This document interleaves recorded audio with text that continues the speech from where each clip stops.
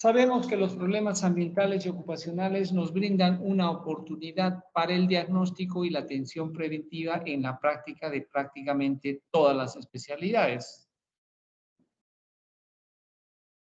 Debemos saber cómo obtener un buen historial ambiental, ocupacional y también tener una comprensión razonable de las enfermedades y lesiones comunes relacionadas con el medio ambiente, así como los conceptos básicos de la evaluación de la exposición.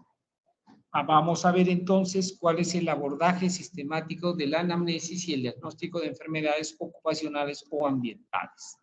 En este cuadro, que tiene la letra muy pequeña, lo hemos dividido en estos dos. Y tenemos que tener una investigación rutinaria en cada paciente acerca de sus trabajos, tanto el trabajo presente como los trabajos antiguos. Revisión de sistemas preocupados para tener el descarte de en qué exposición ha podido afectar alguna de sus sistemas, de sus órganos de este paciente, tanto en el trabajo como en el domicilio. Tenemos que también prestar atención a la queja principal del paciente, ¿no? Y ver si hay una relación temporal entre el trabajo o las actividades de casa y la presentación de alguna lesión o queja que tenga el paciente.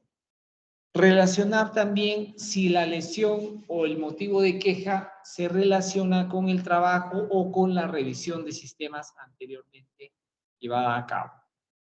Además, hay que considerar algunos otros factores, ¿no? Como por ejemplo el diagnóstico de un evento de salud centinela o la enfermedad en una persona que probablemente no haya podido estar contaminada o expuesta, ¿no? Pero que puede tener también ese diagnóstico. Es importante también conocer si hay algunos síntomas que tienen alguna etiología desconocida o si el paciente expresa preocupación acerca de alguna exposición que recientemente o en el pasado haya tenido. Esto nos hace investigar acerca de algunas preguntas que tenemos que hacer en relación a el lugar de trabajo y en relación a los alrededores del domicilio donde vive, ¿no?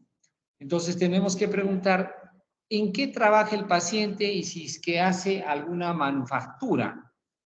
¿Cuáles son las rutinas de limpieza o de operación en su trabajo? Operación en el sentido del desarrollo de su labor. ¿Cuáles son los riesgos potenciales a los cuales él ha estado expuesto? ¿Cuáles son las sustancias que manipula y que son riesgosas? ¿Qué medidas de control se ha tomado al respecto de la ventilación? Por ejemplo, en relación al uso de las EPPs, o sea, del equipo de protección personal. Si ha habido enfermedades similares en algunos compañeros de trabajo, si ha habido cambios en el volumen o en la manera de trabajar, si ha habido introducción de material nuevo en el trabajo que realiza. También debemos intervenir en cuanto a inquirir o en cuanto a preguntar acerca de qué exposición potencial se han dado dentro de la casa o sus alrededores, ¿no? Primero preguntar cuánto tiempo tiene la casa de construida, de repente es una casa muy antigua. ¿Qué fuente de calor tiene la casa? En general nuestras fuentes de calor son fuentes naturales, pero puede ser que en la sierra tenga una fuente de una fogata o de una chimenea que hace que el ambiente se contamine con lo que vamos a ver más adelante o que ya hemos visto también, la contaminación del aire por la combustión de residuos o de elementos fósiles. Si ha habido renovaciones recientes o se están dando algunas renovaciones en la casa. Si ha habido exposición o uso de químicos o pesticidas dentro del ambiente doméstico. ¿Qué hobbies tiene? ¿Qué tipo de aislamiento usa? Generalmente esto se da en lugares frígidos que tienen que aislar. ¿Cuál es la fuente de esto? ¿Cuál es la fuente del agua que utilizan? ¿No? ¿Qué ropa utiliza también que podría tener alguna probabilidad de estar contaminando? Y también, naturalmente, preguntar acerca de la cercanía de industrias o lugares de disposición final de los desechos de la basura, ¿no? Gente que vive cerca a los basurales, ¿no? Y esto nos debe hacer seguir y consultar, incluyendo la evaluación de los sitios ambientales y también de los sitios donde trabaja, documentar las exposiciones que tiene, preguntar si el paciente ha tenido algún reclamo y una compensación en relación a su trabajo y fijarnos si ha habido una adecuada intervención que permita la prevención de estos nuevos riesgos en los otros trabajadores o en la gente que vive y que aún no manifiesta alguna molestia, porque podríamos prevenir alguna patología si la identificamos prontamente. Los síntomas de un paciente pueden ser causados o contribuidos por exposiciones ambientales o laborales. Una enfermedad, dolencia o lesión no relacionada con el trabajo puede requerir una evaluación de la capacidad para realizar las tareas laborales o la necesidad de restricciones o adaptaciones de tareas a corto o a largo plazo. Las lesiones o enfermedades relacionadas con el trabajo pueden requerir una evaluación de impedimento para realizar esa labor o una declaración de discapacidad o una elegibilidad para que sea sujeto de compensación laboral. Las preocupaciones actuales sobre el terrorismo químico o biológico potencial, así como la ocurrencia de desastres industriales, han hecho imperativo que nosotros reconozcamos fácilmente los patrones asociados con la exposición a agentes químicos clave, como el cianuro y los agentes nerviosos y los agentes biológicos, como el anthrax.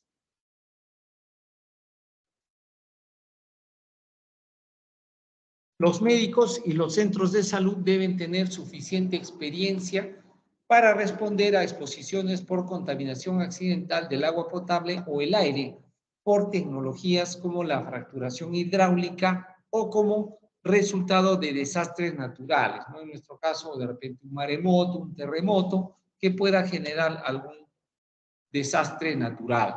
Además, los proveedores de salud debemos ser conscientes de los riesgos para los trabajadores esenciales, llámese médicos, enfermeras, que tienen contacto directo con el paciente y también para los socorristas durante la pandemia de la enfermedad por coronavirus 19.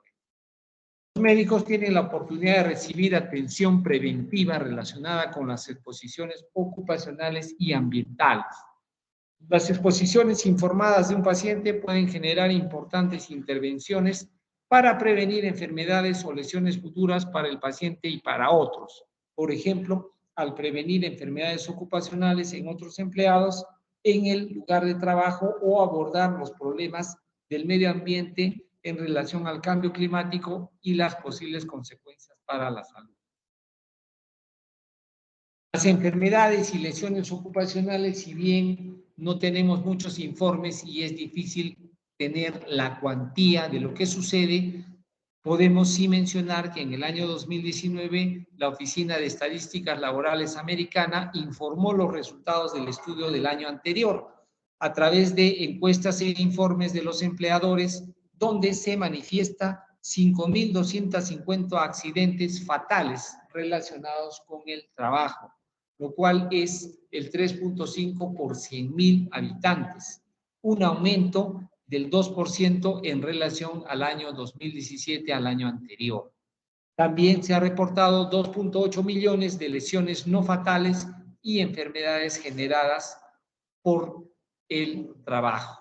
Casi un tercio de los casos informados requirieron días fuera del mismo, transferencia de trabajo, o sea, cambio, o tareas restringidas en el mismo.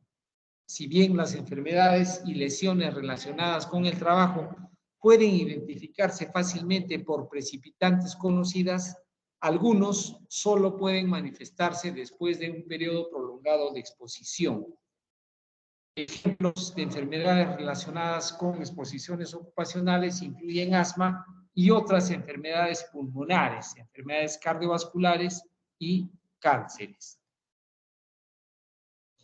La quema de combustibles fósiles provoca la emisión de dióxido de carbono, metano y óxidos nitrosos, que son los llamados gases de efecto invernadero, con la consiguiente secuela o generación del cambio climático y sus efectos adversos para la salud.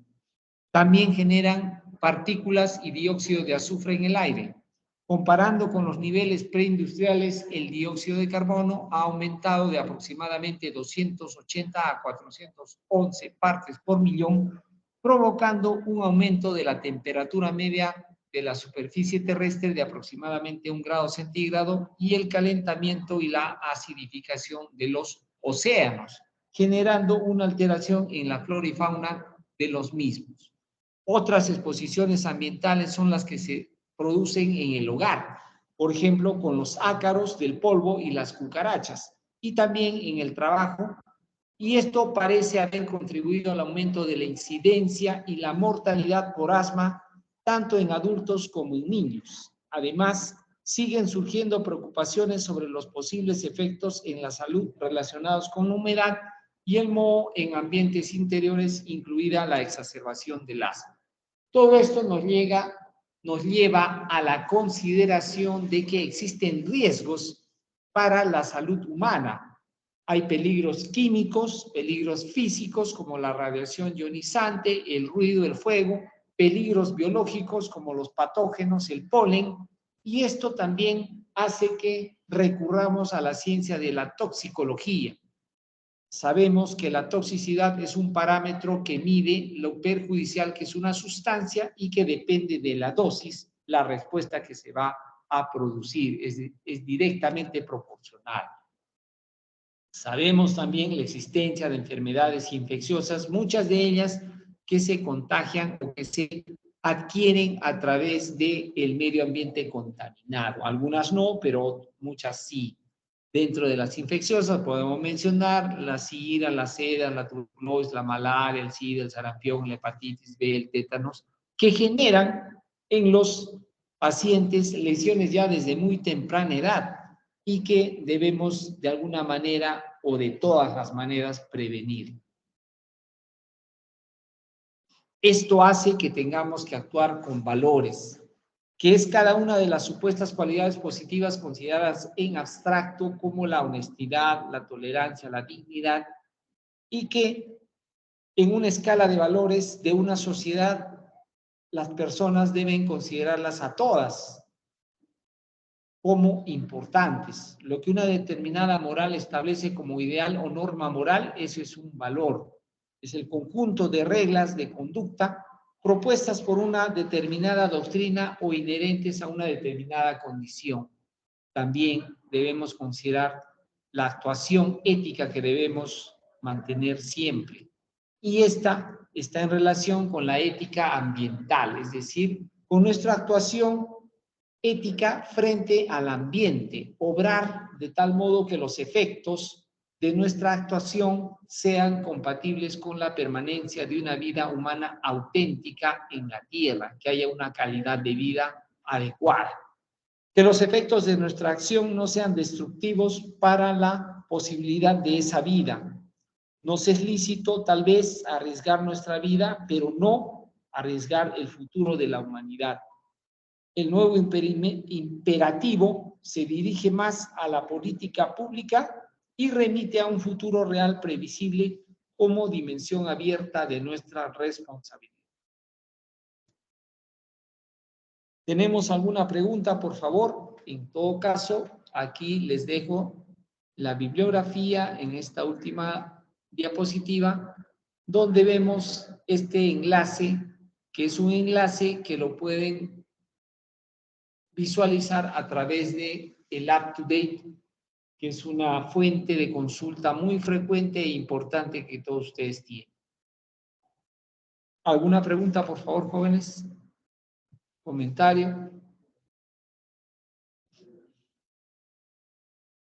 Quedamos entonces expeditos ya para el examen a llevarse a cabo el día jueves a las 10 de la noche, el día jueves próximo, según lo que el señor delegado me ha podido manifestar. Si tienen alguna pregunta, comentario, adelante, por favor.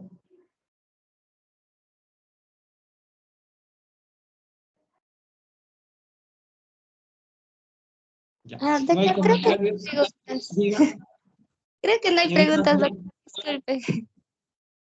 ya. Muy bien, entonces nos despedimos hasta la próxima semana. Cuídense mucho. Gracias. Hasta luego, doctor. Gracias. Hasta luego, gracias. Hasta luego, doctor. Gracias. Hasta luego.